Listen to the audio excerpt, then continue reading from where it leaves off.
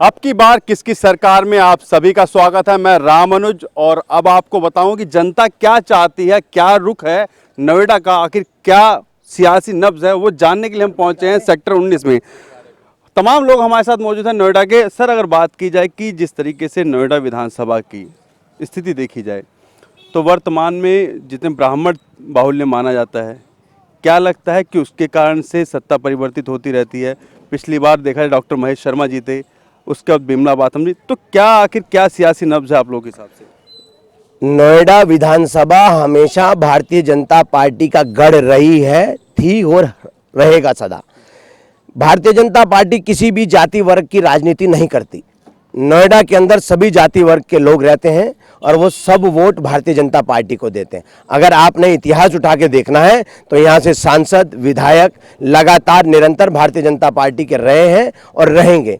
Bharatiya Janata party हमेशा जो काम करा है वो विकास के नाम पे काम करा है, वो किसी जातिगत राजनीति पे काम विश्वास नहीं करती और ना जाति की राजनीति करती है। पर वहीं बात की जाए कि स्थिति, अगर बात की जाए उत्तर प्रदेश की स्थिति में आता है नोएडा, उत्तर प्रदेश में काफ़ी विकास भी हुआ है। समाजवादी के लोग यही कहते हैं, मुख्यमंत्री कह रहे हैं कि हमने काफ़ी विकास करा है प्रदेश के अंदर भी, चाहे नोएडा हो, औद्योगिक क्षेत्र में गाजियाबाद हो, ग्रेटर नोएडा, तमाम जगह में हमने औद्योगिक विकास किया है और वहाँ पर जनता को रोजगार मुहैया कराया है। उत्तर प्रदेश में कहीं विकास की अगर आप बात करते हैं तो कहीं नहीं है। गुंडा राज, भ्रष्टाचार, ये सबसे चरम सीमा पर है समाजवादी पार्टी की सरकार में। कोई अधिकारी बिना पैसे लिए काम नहीं करता है, पुलिस सुनती नहीं है, रोड पे चलना आदमी का दुश्मन हो गया। आप देख रहे हैं आए दिन बलात्कार हो रहे हैं। ये क्या है? समाजवादी पार्टी का तो ये कल्चर है। जब जिसके मुखिया ये कह देते हैं भरी सभा में खड़े होके, अरे ये बच्चे हैं, गलती कर दी, क्षमा कर दो, छोड़ दो, तो ऐसे मुखिया के साथ चलने का क्या फायदा? इस वक्त समय आ गया है, उत्तर प्रदेश में पूरी तरह से परिवर्तन होगा और भारतीय जनता पार्टी माननीय मोदी जी की पूरी उत्तर प्रदेश में लहर के साथ और भारतीय जनता पार्टी उत्तर प्रदेश में सरकार बनाएगी। तो और भी लोग साथ में जुड़े हुए हैं। सर, अगर बात की जाए कि अभी स्थिति जो है वो किस तरीके से देखते हैं, क्योंकि मायावती का क्षेत्र रहा है पास में, बादलपुर, तमाम स्थितियां हैं, क्या लगता है कि वाकई उत्तर प्रदेश के अंदर बदलाव की स्थिति होनी चाहिए, बदलाव आना चाहिए, या फिर दोबारा से एक बार अखिलेश को मौका देंगे? देखिए, परिवर्तन तो एक प्रक्रिया है और बिना परिवर्तन के विकास नहीं हो सकता। एक ही आदमी बार बार आएगा तो नए विचार कहाँ से आएंगे? नए विचारों के लिए नए लोगों को आना जरूरी है, नई पार्टी का आना जरूरी है और नए विचारों के साथ आना जरूरी है। पर अभी आपने बोला नए विचार के साथ, तो आखिर विचार किसका साथ देंगे आप? समाजवादी पार्टी, बसपा, या फिर भाजपा, या फिर कांग्रेस? देखिए, पहली बार तो ये पार्टी पे डिपेंड करता है और सेकंड स्टेप होता है कैंडिडेट कौन है।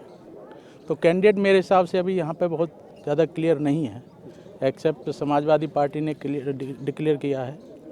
बाकी पार्टी बंदी में देखी जाए तो यहाँ बीजेपी की बहुमत है और बीजेपी की ही विधायक आएगा। कितना विकास लगा बीजेपी के विधायकों के द्वारा किया गया क्षेत्र के अंदर? क्योंकि सच्चाई बोलें तो यहाँ पर नोएडा में किसी भी प्रतिनिधि का कोई ज़्यादा योगदान होता ही नहीं है। जो भी विकास होता है अथॉरिटी द्वारा होता है और जो नहीं हो रहा तो अथॉरिटी ही नहीं कर पा रही। भारतीय जनता पार्टी जिंदाबाद। यहाँ के किसी सांसद विधायक ने, यहाँ का एज शहर की बात कर रहे हैं, यहाँ पे कोई डेवलपमेंट नहीं है।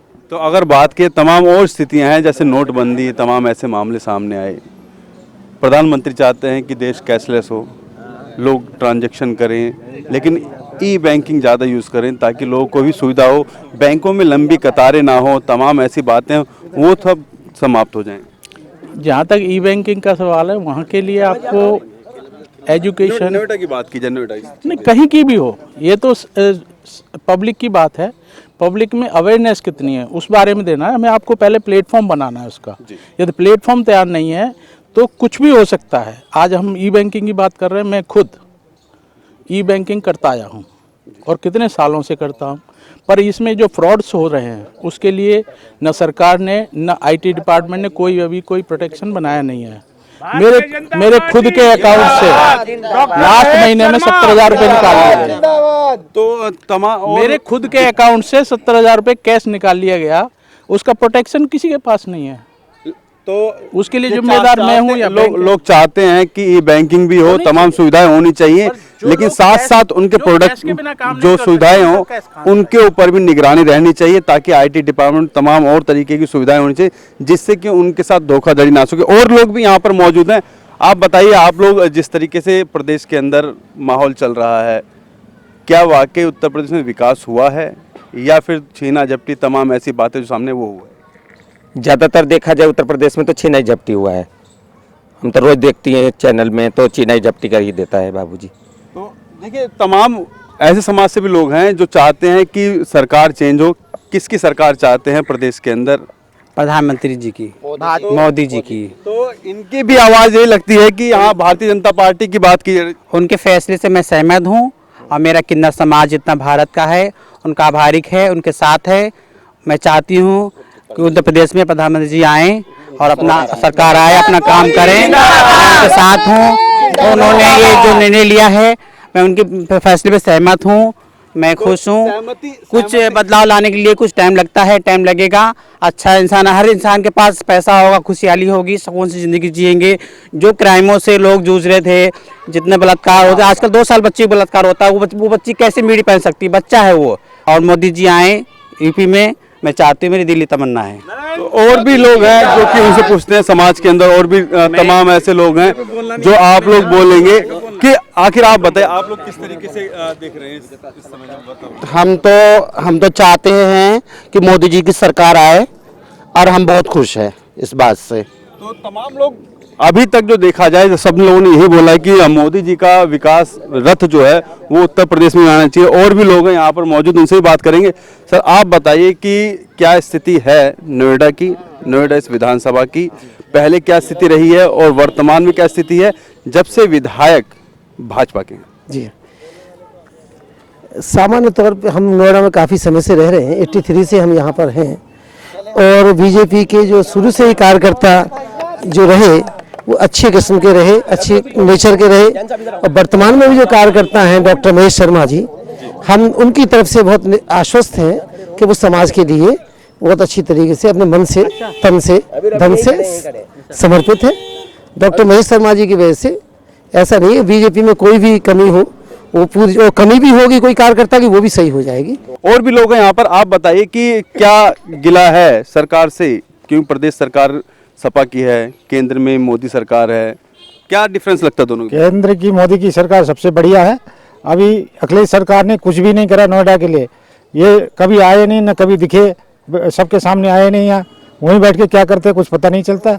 यहाँ जनता पार्टी की सरकार होनी चाहिए और पूरे उत्तर प्रदेश में। सर, आप बताएं, आप लोगों ने स्थिति देखी है पिछली बार भी और अभी भी, 2012 से पहले भी, और अब की स्थिति में क्या अंतर लगता है? अब की स्थिति में ये है, पहले जो काम होते थे वो अधिकारियों के पास जाते थे, वो सुनते ही नहीं थे। अब जो मुलायम की माए हैं वो सब बोलते हैं राइट हैंड है, लेफ्ट हैंड है, सिर्फ पैसा ले रहे हैं। सिर्फ विकास अधिकारियों का हो रहा है मुलायम के राज में, कुछ नहीं हो रहा, कुछ भी। इसीलिए हम फूल खिलाना चाहते हैं इस बार, तो साइकिल में पंचर कर देंगे इस बार। तो तमाम और भी लोग हैं जिनसे बात करेंगे, क्या पता कुछ और लोग भी हों जो कहीं ना कहीं उस रुख की बात करना चाहते हैं जो कहीं लग। आप बताइए कि क्या लगता है, क्या स्थिति है इस नोएडा की स्थिति के अंदर? क्या लगता है, क्योंकि बसपा ने बोला कि मैंने विकास किया, गुंडा राज खत्म करा, मैं तमाम और स्थितियां बदली हैं।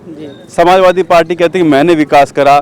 आखिर विकास किसने करा, किसके द्वारा विकास हो रहा है और किसका भविष्य में चाहते हैं कि विकास का रथ? सर, हम भविष्य में यही चाहते हैं कि नरेंद्र मोदी जी रहें और सदा के लिए रहें प्रधानमंत्री। ऐसा प्रधानमंत्री आज तक हमने देखा है 29 साल की उम्र में, है ना, तो कोई ऐसा प्रधानमंत्री आया अभी तक? क्या लगता है, क्या कैसे? क्योंकि तुलना तमाम लोगों ने कही है कि प्रधानमंत्री तो ठीक है, करने वाले तो करते ही रहेंगे। तुलना करने के काम वो तो खुद दिखाई दे रहा है ना कि नरेंद्र मोदी जी ने क्या करा है। नोटबंदी से कितना असर लगा? सर, कोई असर नहीं है। नोटबंदी सिर्फ किसी एक के लिए नहीं की गई है, पूरी जनता की विकास के लिए की गई है और भ्रष्टाचार मिटाने के लिए की गई है। तो भ्रष्टाचार के साथ हम लोग नहीं है, भ्रष्टाचार मिटाने के साथ हैं हम लोग। तो जनता यहाँ पर यह भी कह रही है कि भ्रष्टाचार जो था वो अब व्याप्त नहीं है, क्योंकि अगर बात की जाए जितनी तरीके से पारदर्शिता होती रहेगी और विकास का काम होता रहेगा, उसमें तमाम भ्रष्टाचार की गुंजाइश कम होगी। आप बताइए कि भ्रष्टाचार गुंजाइश की बात की जाए, भ्रष्टाचार, समाजवादी पार्टी कहती है हमने कोई भ्रष्टाचार नहीं किया, मायावती कहती है कि मुझको फंसाया जा रहा है, सिर्फ दलित के नाम पर मुझको इस तरीके की अवहेलना झेलनी पड़ रही है। मैं बहन जी से ये कहना चाहता हूँ, जो कम से कम यहाँ 3-4 बार चीफ मिनिस्टर उत्तर प्रदेश में रही है, वो कम से कम अपनी दलित का तो विकास कर लेती और किसी का करे न करे, किसी जाति या धर्म को, अपने दलित समाज को भी विकास कर लेते। उनकी वजह से तो बुंदेलखंड में घास की रोटी लोगों ने खाई है और खा रहे हैं। क्या विकास हुई? हम चाहते हैं उत्तर प्रदेश में मोदी जी के साथ अगर सरकार आती है तो ऐसा विकास होगा जो कि लोग यहाँ याद करेंगे, जो 20-25 साल पहले हुआ करता था उत्तर प्रदेश का समुचित विकास। इसलिए सेंटर के साथ चलने पे ज़्यादा विकास होगा। अगर आप सेंटर से अलग रहेंगे, आप देखिए हरियाणा विकास कर रहा है। पहले उन्होंने चौटाला जी को हटाया, फिर उन्होंने हटाया जो अभी आपकी गुलाबी नोट बांटने वाले हुदा साहब को। अब कैसे वहाँ अच्छा विकास हो रहा है। ऐसे उत्तर प्रदेश में अगर मोदी जी के साथ आएंगे तो ज़्यादा विकास होगा, बहुत ज़्यादा विकास होगा। लेकिन वही बात की जाए कि मायावती जी कह रही हैं दलितों का विकास नहीं हो पा रहा, मेरे द्वारा ही दलितों का विकास होगा, मैं ही सबसे आगे लेके जाऊंगी, मेरे ऊपर अत्याचार करा जा रहा है, तमाम ऐसी बातें करते हो। और आप ही के क्षेत्र से आते हैं। मैं कह रहा हूँ बहन जी को तो बीजेपी वालों ने समर्थन देके मुख्यमंत्री बनाया ना उत्तर प्रदेश में, उनको तो पूरा छूट दिया जाए, आप काम कीजिए। उन्होंने तो खुद ही इनको समर्थन वापस करके और फिर चली गई। और उसके बाद जो है इन्होंने 3-4 बार रही, 3-4 बार रहने के बाद भी अगर घास की रोटी दलित समाज खा रहे हैं बुंदेलखंड में, तो इससे बड़ा शर्म की क्या बात होगी। अभी आपने बुंदेलखंड का जिक्र किया। बुंदेलखंड की स्थिति तो बहुत अलग है, लेकिन वर्तमान की नोएडा की स्थिति क्या बोलते हैं कि नोएडा के अंदर क्या होना चाहिए? नोएडा के अंदर तो पहले से यहाँ संपन्न है और दिल्ली की नज़दीक की वजह से यहाँ पर औद्योगिक नगरी के आने से यहाँ पहले से विकास होती रही है। आज जो है इसलिए ठप हो गई है जो कि समाजवादी पार्टी का जो खौफ है शहर में, हम भी अभी आपसे लाइव बात नहीं कर सकते पूरी बातें। अगर उनके बारे में हम बताएं तो सब मेरे घर पे कौन आ जाएंगे कौन नहीं आएंगे ये मैं कह नहीं सकता। हम RW का एक साधारण चुनाव लड़े, यहाँ के बड़े बड़े नेता लखनऊ से फ़ोन आए और एक वोट से ज़बरदस्ती हरा दिया गया, जो कि शर्म की बात है RW में। फिर इनको मैंने यहाँ सबक सिखाया फोनरवा में NP सिंह जी को जिता के। तो ये तो लूट मार है, ये तो इलेक्शन का बक्सा ही यहाँ लोग वोट देंगे और शाम में वहाँ लेके अपने बक्सा ये करेंगे। आपने देखा होगा तोताराम जी कैसे बुलंदशहर में चुनाव कर रहे हैं, तोताराम यादव जी बुलंदशहर में कैसे। तो इन समाजवादियों को तो छोड़ दो, ये क्या कहते क्या हैं और क्या काम करते हैं।